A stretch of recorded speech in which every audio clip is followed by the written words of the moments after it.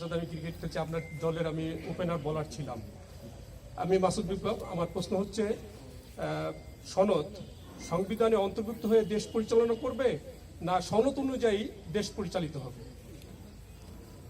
সনদটা তো আসলে ব্যাপার না, ব্যাপারটা হচ্ছে যে আমরা আগেই বলছি যে আমাদের রাষ্ট্রের যে সংবিধান অনুযায়ী চলতো 72 সালে, তার মধ্যে কতগুলো বিষয় ছিল যেগুলোকে বলা যেতে পারে যেগুলো আউটডেটেড হয়ে গেছিল। আমাদের অভিজ্ঞতা রাজনীতিতে যে কতগুলো বিষয়ের কারণে এখানে ফ্যাসিজম তৈরি হয়, কতগুলো সংবিধানের বিভিন্ন কারণে আপনার কতগুলো জিনিস তৈরি হয়েছে যেটা আপনার গণতন্ত্রের পক্ষে যায় না। আপনারা নিশ্চয়ই দেখেছেন গত 72 সালের সংবিধানকে পুরোপুরি আপনার অবজ্ঞা করে যেটা আপনার 50th অ্যামেন্ডমেন্ট যেটা করেছে সংবিধানে, এটা আপনার কোনো মতেই গ্রহণযোগ্য না। অর্থাৎ 3টা অনুচ্ছেদ আপনি বদলাতেই পারবেন না। তারা বলছে যে প্রথম 3টা অনুচ্ছেদ আপনি ওখানে চেঞ্জ, এটা কখনো আপনার গণতান্ত্রিক দেশে হতে পারে না।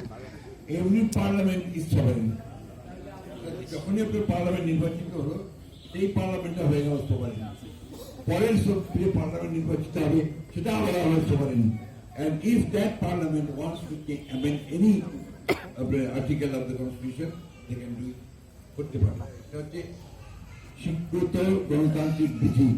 কিন্তু 15th অ্যামেন্ডমেন্টে যেটা করা হয়েছিল সেটা হচ্ছে যে একেবারে কোনো পরিবর্তনই করা যাবে না, অনেক 3টা আর্টিকেল। এইটাকে পরিবর্তন করার প্রয়োজন ছিল। আমরা দেখলাম যে দুটো হাউস যদি হয়, আপনার লোয়ার হাউস এবং আপার হাউস, তাহলে সেটা চেক এন্ড ব্যালেন্সটা অনেক বাড়বে। এটা আমরা বলেছি, আমাদের 31 দফাতেও আছে। আমরা বলেছি যে আপনার প্রধানমন্ত্রী এবং রাষ্ট্রপতির ক্ষমতা একটা সামঞ্জস্য রাখা দরকার, সেটাও আমরা নিয়ে এসেছিলাম। এই আপনার সনদের ব্যাপারে যে আলোচনা, রিফর্মের ব্যাপারে যে আলোচনাগুলো হয়েছে 9 মাস, তাই না? এগুলোতে আমরা একমত হয়েছি, সেগুলোতে একমত হতে পেরেছি, সেগুলো নিঃসন্দেহে আমরা মেনে নিতে চাইব। কিন্তু যেগুলোতে একমত হতে পারিনি, ওই বিষয়গুলো আমরা ম্যানিফেস্টো নিয়ে আনতে পারি। প্রত্যেকটা পার্টি তার ম্যানিফেস্টোকে আনতে পারে এবং সেটা জনগণের কাছে যাবে। জনগণ যে পার্টিকে ভোট দেবে বা দলকে ভোট দেবে, যারা মেজরিটি পাবে তারাই আপনার সেগুলোকে দৃঢ় করার চেষ্টা করবে। এটা হচ্ছে গণতান্ত্রিক নীতি। সেই দিক থেকে আমরা পরিষ্কার করে বলছি যেগুলোতে একমত হয়েছি সেগুলো আপনার আমরা একটা আইন করে বা পরবর্তী পার্লামেন্টে রেটিফাই করতেই হবে, সেটা করে আমরা। কিন্তু যেগুলো হয়নি সেগুলো তো অবশ্যই পার্লামেন্টে আবার যেতে হবে, সেটাই আপনার গণতান্ত্রিক নীতি। ধন্যবাদ।